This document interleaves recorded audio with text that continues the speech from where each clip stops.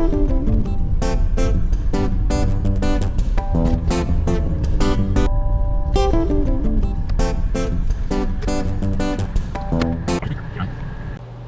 right, this is Stephen Detweiler. This is Walk and Talk, and I am actually not in the woods walking and talking. I'm actually in my apartment, but we're walking and talking according to this. It was cold this morning. I didn't feel like walking and talking in the cold this morning, so I do need the exercise, and I'm going to be doing 20 minutes on my step. And so what we're going to do is walk and talk while exercising in the house. And welcome. That's actually a really good view. And so yeah, if you hear a noise, kind of, that's my step that you're hearing, and that's okay. Gotta get exercise, man. We have to make sure we get exercise. I just, honestly, the cold just really got to me. I walked out and it was like 36 degrees, and I was like, it's spring. I'm not walking out at 36 degrees today. Wasn't in the mood. So, a couple things I wanted to talk about, and one of them is a fence.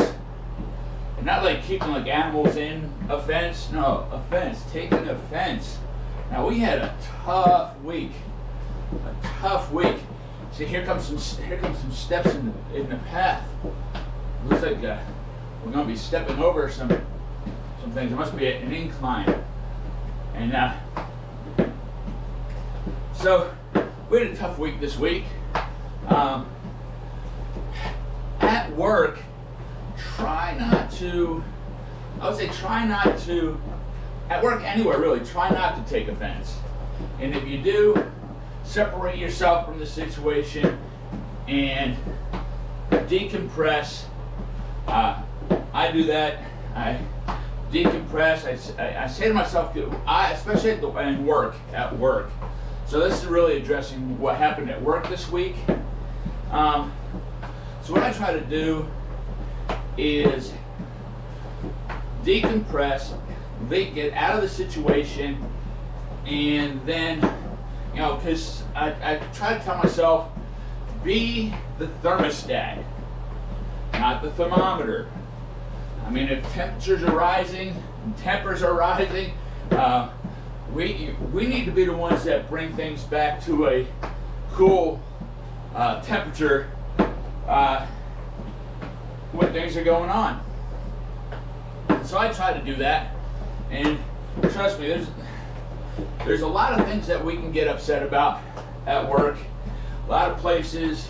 In my job, we're out there delivering, man. We're fighting traffic. We're fighting idiots on their phones in traffic, swervers, go faster, go slowers. Just have to deal with a lot. And then we have to come in, and we're working with my boss.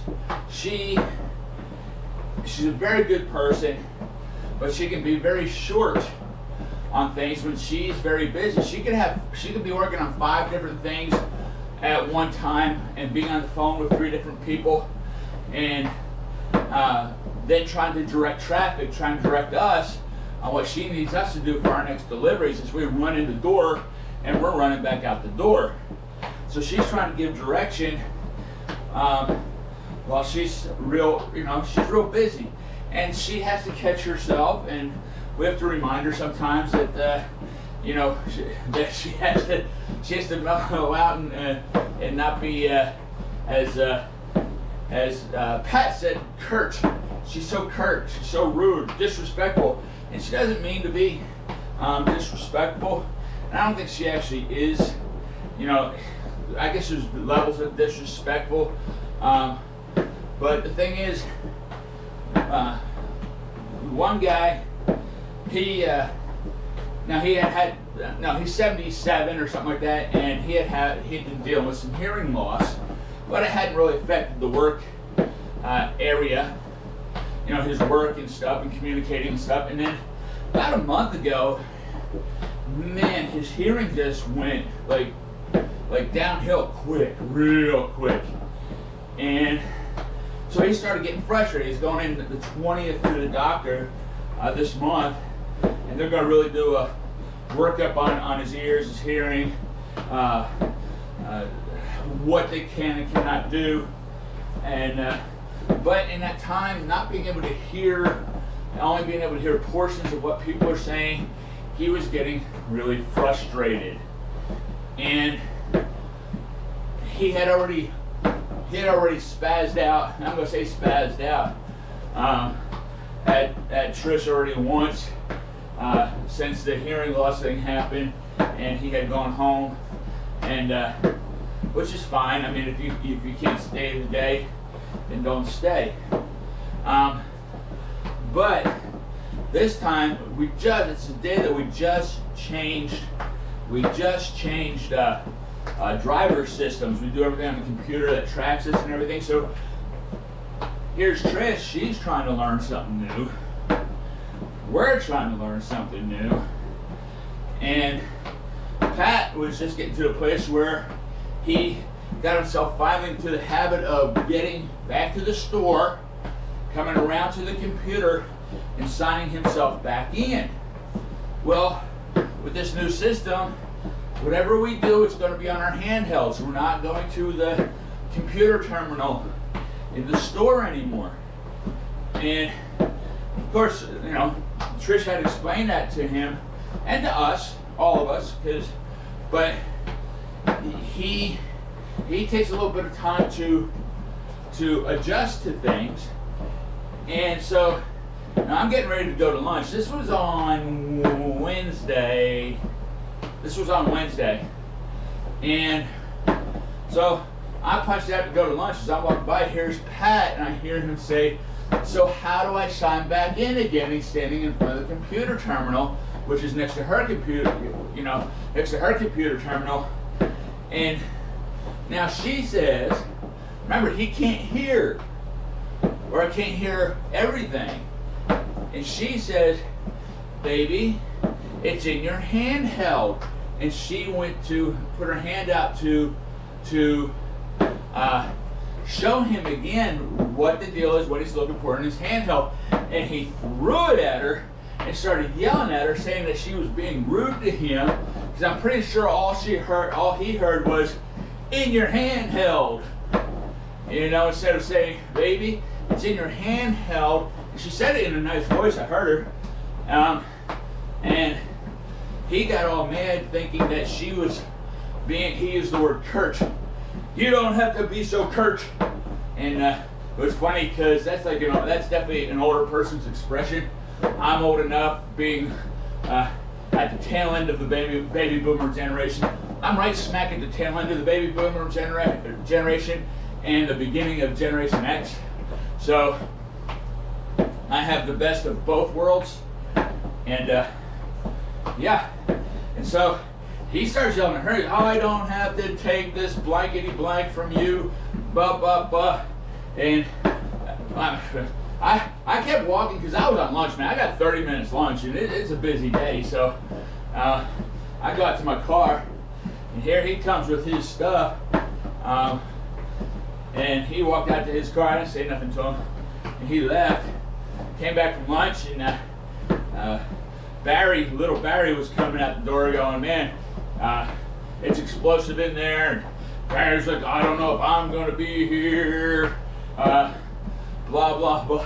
You know, and I'm like, "Well, whatever." I go in to punch in, and that means just, you know what that means to me? I got more deliveries. I'm going to be busier. I go there to work. I go there to do deliveries. I go there to have good time with my clients. Yeah, you know, I go to about 10 different shops every day, and I get to know the people in those shops, and we have a good time, and we laugh when I make deliveries and stuff. And that's what I do. And if I'm having a problem with Trish or something going on in the store where it's giving me angina, you know, where it's causing offense, I just get back in my truck, yell and scream, start start talking to the Lord, maybe put on some praise and worship music, and go visit my customers, because that's where I'm happy, visiting and making those people happy and laughing. So I've learned how to decompress, because the offense that is taken isn't meant to be offensive, and I know that. I know what the pressures are in my supervisor's position, and I know her also as a person. I've been with her for 7 years, and man, she still pushes my buttons. But I have to unpush them. I have to push don't be offended with her, don't be mad at her, and keep doing my job. And I tell these guys when I train these guys, don't take offense. You're going to have plenty of opportunity working with Trish, because you're not going to understand the pressure she's under. She's trying to give you direction. If you have questions, just hang in there and keep asking questions till you understand. It's going to be like she's going to get upset, but she's not. She's just under pressure. And yeah, just keep, if you don't understand what's going on, just tell her, say, I'm really not sure what's going on. Can we go over this again? That's how I do it. And there's times that I don't even want to ask Trish questions, because she can be curt. I understand that where she can be curt. But at that moment, if you're quick to offense, that's where things go wrong. And if you're one that holds offense, that's where things go wrong. Because if you have the spirit of offense, it's going to control your life, and things will go wrong in your life when you are continually operating in the spirit of offense. That's why our country is falling apart. Our country is literally falling apart because everybody now has come and succumbed to the spirit of offense. And everybody's offended this. Everybody, you can't talk like that. You're wrong. I'm right. No, yeah, I'm right. I'm offended about how you believe, and no, I'm offended about how you believe. You can't be alive because you don't agree with me. No, you shouldn't live. You should be canceled. This is a country full of weak-minded, weak-spirited, offended people. And that's the fall of our nation, because it is a nation full of a people full of offense. We can't let that get into our personal lives. We have to combat that with the Spirit of God. And we have to say, okay, love conquers everything. Okay? Now, you could be in disagreement with somebody without being offended with somebody. So, here it is, man. So, I know how Barry reacted when he came out the door. Now, when we're having a good day, a busy day, if I see another driver once or twice in the whole day, that's what happens in a busy day, because we run in, we run out. We run in, we run out. So we're not standing around talking, having great deliberations on things that are happening in the store. We're busy delivering auto parts. But when I was going into work on Thursday, I heard the Spirit of the Lord say to me, Barry's going to quit today. Literally, on my way to work, I heard those words. And halfway into the shift, halfway into my shift, only about 2 hours into his shift, I guess I came back from lunch. So it was about, 2 hours, 2.5 hours into his shift, he quit. And the thing is that he was taking offense. He wasn't even taking offense for something that was done to him or said to him. He was taking offense for Pat, for somebody else. I mean, it's enough to make sure that you're not taking offense for things that are said or done towards you, but don't be so wide open to be taking offense for somebody else in these situations. The thing was, and he totally misread a whole situation. I had gone down to the mall, Firestone, And Sean says to me, "Hey, why are you in such a hurry?" I said, "Well, I'm short a driver. One of them quit yesterday." He said, "Which?" I said, "One of them." I said, "One of them quit yesterday." He said, "Which one?" I said, "The old one." He said, "Which one?" I said, "The tall one." Because Barry's 72 or 73 and Pat's 77. I said, "The tall one." He goes, "Oh." So I get back to the store. Okay, I get back to the store, and I'm picking where all the brake pads are, right behind where Trish does her work. So I'm up on the ladder getting a set of pads, and I hear Sean from the mall calling. He starts saying, "Hey, I heard one of your drivers quit," and and so I guess he's a gossiper or something like that, and he just was trying, I guess, fish for more information. So Trish says this phrase, which is something that I have used myself, or some form of it, just to get rid of the conversation and push things forward and get moving. She says something to the effect of, "Yes, yeah, funny story. I'll have to tell you later." Basically, yeah, I'm not going to tell you anything. I don't have time to talk to you. Yeah, funny story. I'll tell you later. I'll tell you when I see you. Well, you know what? They've never even seen each other. They talk on the phone as business people. So she said something like, she said something like, first she said something like really loud. She knew I was behind her. She was like, "Yeah, that big mouth guy, I would tell you everything, but there's big ears with big mouths." And she was referring to me. I knew it. I was right behind her. I'm the one that spilled the beans that somebody got fired. So obviously, I'm the one she's directing at. Well, Barry, then she said, "It's a funny story. I'll have to tell you later." And but Barry thought all that was directed at him. It's like he doesn't hear so well himself, so I don't think he understood the context of who she was talking to and who she was talking about. She was talking about me, and she was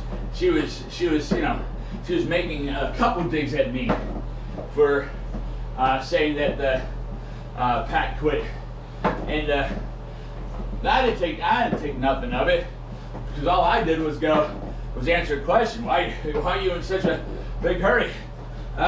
Very busy. One of the drivers quit. And which one? The old one. Which one? The tall one. And so I know I didn't do nothing wrong, but she was just getting rid of the conversation. "Oh, there's big ears here. Big ears and big mouths here. So I'll just have to tell you. It's a funny story. I'll just have to tell you later." It's a funny story. I'll just have to tell you later. Well, yeah, I have literally used that same expression, and of course you never get back to it. That's just something that skirts it puts it under the carpet. Boom, it's swept away. And this is a good trail right here. You gotta go downhill, Even though I'm using a step, I'm stepping up, but we're going downhill on there. Have you seen a squirrel? I guess I'm squirreling right now because I just started talking about the path. That's actually a pretty good path on this one, isn't it? And tell me if you like this path. This is a pretty good path. And so how do you deal with offense? At work, we all go to work. We're all going to get stressed. And really, it's in that stress moment that we take offense. I have the ability to get into my delivery vehicle and yell, scream, which I do. I'll get loud and then start to pray. Then maybe put on some music and decompress. And I try to remind myself that I am the thermostat and I'm not the thermometer. So anyway, I get back on Thursday after lunch, and so Barry took offense, and after work I texted Barry. I said, "Dude, what's up with that?" "Well, she's despicable, and to think it's hilarious that Pat quit." And so I said, "Dude, You absolutely have no clue what conversation you just listened to, and you took offense for somebody else. You now thinking that somebody's despicable when you don't even know what you're talking about. And I explained the whole thing to him, and then I said, because his Barry went off on her, Barry went off on Henson, and yeah, and then walked out. And you don't walk out on Henson and think you're still gonna be able to come back. But I worked it out with Barry. I worked it out with Henson behind the scenes. You know, help bring clarity to what's going on, kind of arbitrated it to open it up for Barry to come back to work. And so he came back on Friday on his regular time, and wow, we're 20 minutes in already. I didn't know it was going to be a 20-minute story. And so he did his regular shift on Friday. I saw him once. Busy day on Friday. And I saw him once on Friday. He was smiling. He said everything was good. So there you go. And that's, you know, cooler heads. Try to make sure that cooler heads prevail. I tried to get Pat to come back, trying to explain things to him. I said, dude, let cooler heads prevail. Don't quit because of offense or in offense and in anger. I said, reevaluate the situation, and then if you still need to leave, give 2 weeks notice, or say you'll finish out the rest of your scheduled shifts. You know, do it right, do it in integrity. That's the best way to do it, is just say, hey, I just really can't work here anymore, but I have these scheduled shifts, so I'm not going to leave you stuck. This is my integrity. You know, I'm going to finish that out. And so yeah, that's what I would advise everybody to do. Walk in integrity, because that's the integrity of the Lord. Like I told Pat, I said, look, man, if a Roman soldier says carry my stuff for a mile, carry it for 2 miles, and don't give him the satisfaction of using you like a mule. You did it because you decided to do it, and that way that takes the power from him. Always make sure when you're doing things, you do it in a way that honors God in integrity, and that takes the power out of the situation of the evildoer when it's come to work and things like that. So anyway, he didn't come back, but Barry came back. We'll see how long that lasts, because he's already got that hook in him. So you know, my advice to Henson was to make sure he's working on getting another driver replacement on that, because I'd say Barry's going to last about another week or so before he gets mad again, because he gets mad easy also, not as easy as Pat was. But if it doesn't go Barry's way, Barry gets mad. He doesn't realize he's no longer a business owner, he's no longer a supervisor, he's no longer a boss, he's a driver. So it really doesn't matter what he sees. It's not his score. And the fact that Henson does things Henson's way, it doesn't go over good with Barry a lot of the times, because it's not Barry's way, and Barry ain't the boss. But someone that has been a boss for most of his life, you can't get that out of him. He'd have to get that out of him. And so he's going to continue to get upset because he sees things the way he wants to see things. He doesn't even know the whole thing about how to deal with this particular corporation. So, but I don't foresee him being maybe a week, 2 weeks left before he quits again. That's just my feeling about it, just based on personality. But we'll see. Hopefully, he's a great driver. As a driver, he's the best. Like I said, since when Pat and Barry both showed up about 9 months ago, 8 months ago, whatever it is, 6 months ago, we've had the best driving team that we've had in the 7 years I've been driving. Actually, I've been driving 6. I was an RPP for a year in Watauga. But nonetheless, yeah, best driving team. So he's a great anchor for the closing shift, as I'm a great anchor for the opening shift. And we get a lot done. And it'd be a shame to lose him because of work production. He's really good about being accurate with his deliveries, doing things right and doing things fast. But, you know, I have to go and do me. And I can only train these guys and tell these guys how things are at this place, and they're either going to have to take my word as gold or find out for themselves. And that's what it is. So that's my walk and talk for today. That's my walk and talk for today. Is don't let the spirit of offense take over your life. Don't be one of those that's offended at everything.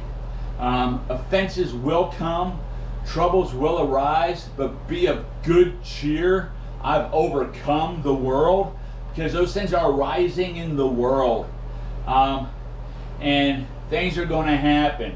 And you know, you unwind, you decompress, and then you can reevaluate with a cool head, and then say, you know what, I really can do something else. I really need to be moving forward. But you're not doing it because of offense. You're now just evaluating where you are in life and where this is, and then finish out whatever's scheduled, and do it right. Keep doors open. I mean, you might need something to fall back on, you know. And so that's really what it is. You know, don't be easily offended.